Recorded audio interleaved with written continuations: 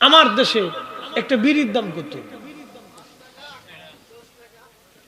না ভয় পায়েন না যে আপনারা বিড়ি খান আমি কমই কথা না, সত্য কথা কন।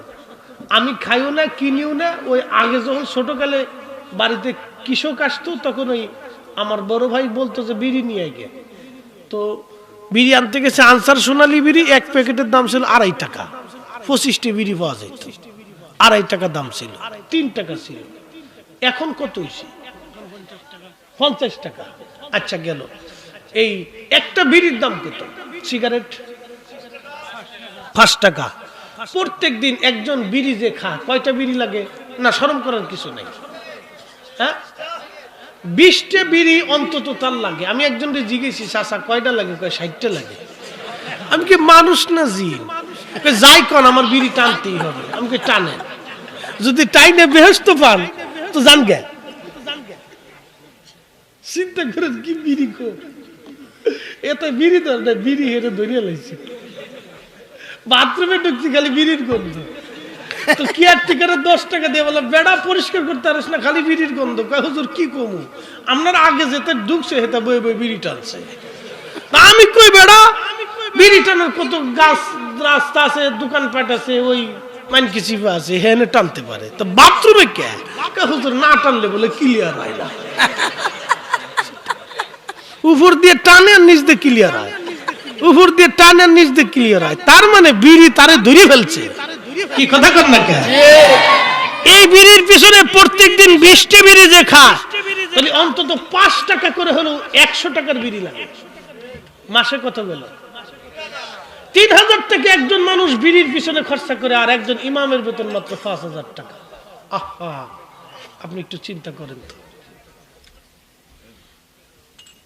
আপনার বিবেকের উপর দিয়ে দিল।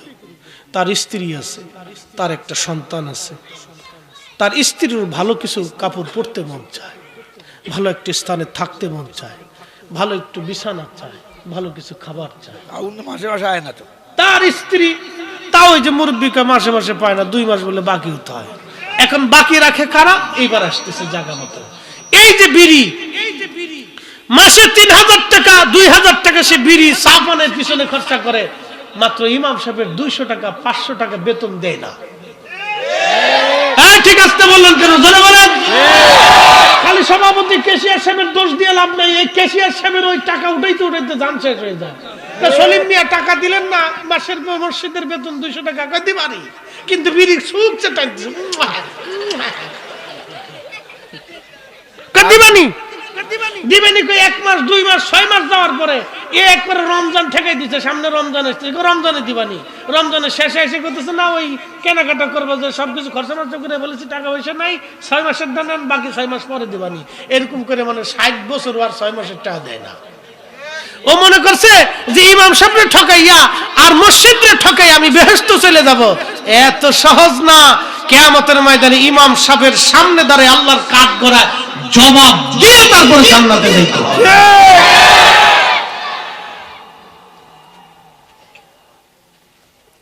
কষ্ট পাইছেন আপনারা? ইমাম সাহেবের পক্ষে খুশি এর লিগে খুশি হয়েছেন আপনারা? আল্লাহু আকবার। আপনারা ইমাম আলেমদের পক্ষে বিদায় বসে রয়েছেন, আর যাদের পক্ষে না এটি বাদ যায় খেতার নিচে হুদাইতেছে।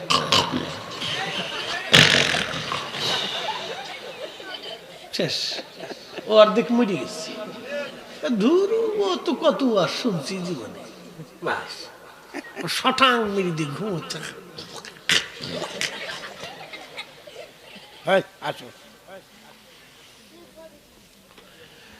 ভাইরা আমার, এর ভিতরে আবার অনেক মুসল্লি আছে ইমামের চাকরি খাওয়ার জন্য ধান্দা করে। হুজুর একটু দোয়া করেন, নামটা কইেন। আমার ঢাকার মসজিদের সিস্টেম হলো নাম কয়ে বেহেশত পাঠাইতে নাহলে ঠেয়া ফেলো। হুজুরের টাকা দিছে 2000 মাহফিলে দোয়া করার লাগে। তো হুজুরে তো দোয়া করে নাই, বা দোয়ার সময় হুজুরের মনে নাই, ভুলে গেছে। হ্যাঁ তাই কয় হুজুরে 2000 টাকা দিয়েছিলাম দোয়া করার লাগে, আমার নাম লয় না, টাকা ফেরত দিতে। কি ওরা আমার কাছে দিয়েছে বিচার, কয় টাকা দিবার কয়। আমি হাইরে সর্বনাশী, কোন বিপদে পড়ছি আজকে। কোন ডাকাত?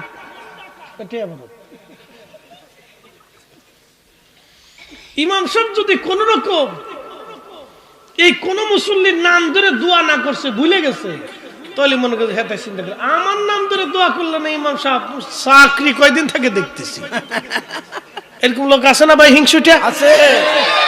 5,000 টাকার চাকরি খাওয়ার জন্য ইমাম সাহেবের পিছনে লেগে গেছে। আহা বাবা, আল্লাহর আদালত কিন্তু অবশ্যই দাঁড়ানো আছে। শোনেন, এগুলি দুনিয়ার আদালতে কোনো মামলা নেই। আমরা আলেমরা দুনিয়ার আদালতে কারোর জন্য মামলা করি না, আমরা আসমানের আদালতে মামলা দিয়ে দিই। ঠিক। এই সমস্ত ইমামরা দুর্বল, অসহায়। চাকরি চলে গেলে 2-3 মাস 6 মাস পর্যন্ত বসে থাকতে হয়। আপনি কখনো চিন্তা করছেন আপনি বেতনটা দিয়ে বলে দিলেন ইমাম সাহেব যান কে, কিন্তু বাকি দিনগুলি তার কিভাবে চলবে? ইনসাফ হচ্ছে সবচেয়ে বড় বিষয়, মানুষের বিবেক হচ্ছে সবচেয়ে বড় আদালত। বাবা, এগুলি করবেন না। যদিও আপনাদের এলাকায় নাই, সিলেটের মানুষ অত্যন্ত, আমি জানি, ন্যায়ের উপরে তারা প্রতিষ্ঠিত থাকে। সিলেটের মানুষের একটা আদত হচ্ছে হককে হক বলে। এই আদতটা সিলেটের মানুষের আছে, যেটা ন্যায় সেটাকে ন্যায় বলে। অন্যায় করে বসলে কয় না আমার এটা ভুল হয়ে গেছে, স্বীকার করে তারা। এবং অন্যায় করলে আরো 10 জন বলে না তুমি এটা অন্যায় করছো, এটা ঠিক কাজ করো। এটা আপনাদের সিলেটের ভিতরে পাওয়া যায়। ফার্মারি নেই, যেটা সত্য সেটা বলতেছি। এটা অধিক সিলেটের ভিতরে, পরিসংখ্যানে অধিক। দুষ্ট তো সব জায়গায় আছে, চোর বাটপার সিটার বাংলাদেশের কোথাও বাদ নাই, সব জায়গায় আছে। মসজিদে যেহেতু জুতা চুরি হয়, তাহলে বুঝাবুঝি চোর সব জায়গায় আছে। প্রিয় হাজিরিন, এই ছেলেটা 24 ঘন্টা আল্লাহর ইবাদতে কাটায়।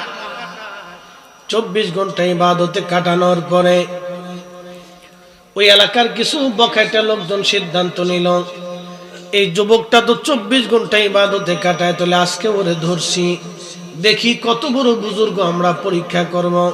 তারা যায় এক পতিতা নারীর কাছে গেছে। পতিতা নারী পতিতাকে বলল, পতিতা তোকে টাকা দিব, কিন্তু একটা কাজ করা লাগবে। এমন একটা যুবক আছে 24 ঘন্টা আল্লাহর ইবাদতে কাটায় দেয়, এই যুবকটাকে তুই যদি জেনা করতে পারো আর তার সঙ্গে যদি তুমি ওই তার খানকার ভিতরে জেনা করতে পারো, তাহলে তোমাকে প্রচুর পরিমাণে অর্থ আমরা দেব।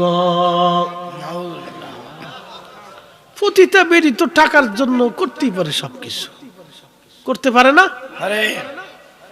এখন কেউ টাকা দিয়ে যদি এক পতিতা বেরি রে ইন্টারনেটে বসাই দিয়ে কত ফরিদি হুজুর আমার সাথে ওয়াকাম করছে, 10 জনে বিশ্বাস করবে, 10 জনে করবে না। হতেই পারে। কত দুষ্ট মানুষ দুনিয়াতে আছে। একজন ভেজাই দিল যে তোরা টাকা দিব, 5 লক্ষ দিয়ে দিব, তুই বসে বসে খালি তা করবি। কি করার আছে আমার কি করার আছে বলে? আমার কাছে তো কোনো ডকুমেন্টস নেই। বেডির কথা মানুষ বিশ্বাস করে, হতে পারে। তো খুব মনোযোগ দিয়ে এই যে পতিতা নারী, তাদের কথায় রাজি হইয়া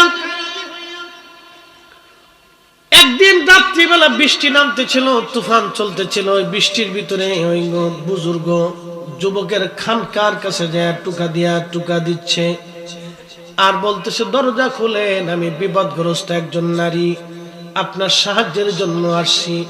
বুজুর্গ যুবক চিন্তা করলো, এত রাত্রিবেলা বৃষ্টি বাদল তুফানের দিনে এই নারী কেন আমার কাছে আসছে? বিপদে পড়ছে মনে হয়।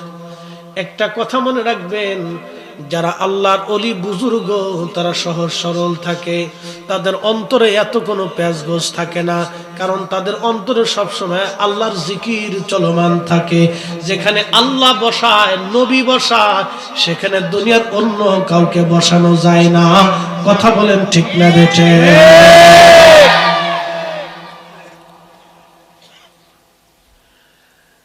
দরজা খুলে দিয়ে বললেন, আপনি এত রাত্রিবেলা, আমি বিপদে পড়ছি, একটু আশ্রয় দেন, সকালে চলে যাব। বুজুর্গ যুবক তাকে খানকার এক পাশে জায়গা করে দিলেন যে আপনি এখানে বিশ্রাম করেন।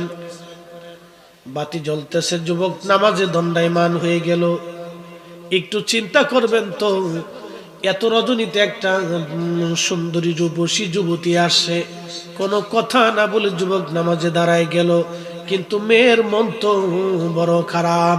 সে চিন্তা ভাবনা করে ওই অঙ্গ ভঙ্গি দিয়ে বারবার ওই যুবককে জেনার দিকে আকৃষ্ট করতেছিল। তখন ওই যুবক তো বুঝতেই তো পারছেন, একই তো যুবক মানুষ, বিয়ে শাদী করে নাই, অন্তরটা বারবার তার জেনার দিকে ঝুঁকে যাচ্ছে। শয়তান তাকে কুমন্ত্রণা দিচ্ছে। আপনারা জানেন না, বলে দিয়ে যায়, রক্তের শিরা দিয়ে শয়তান ঢুকে আপনার কালবের মধ্যে বসে বসে বসে বসে ধোঁকা দেয়।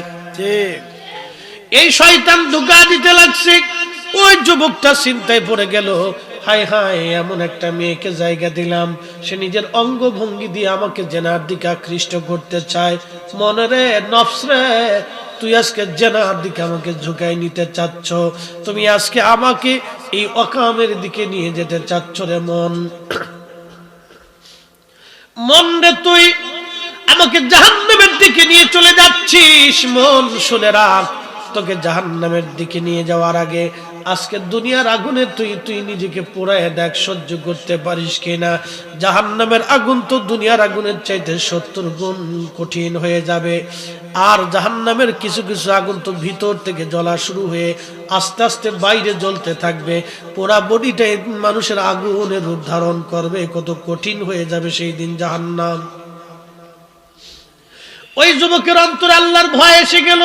কোরআন বলতেছে, ইন্নামাল মুমিনুনাল্লাযীনা ইযা যুকিরাল্লাহু ওয়াজিলাত কুলুবুহুম ওয়া ইযা তুলিয়াত আলাইহিম আয়াতুহু যাদাতুহুম ঈমানা।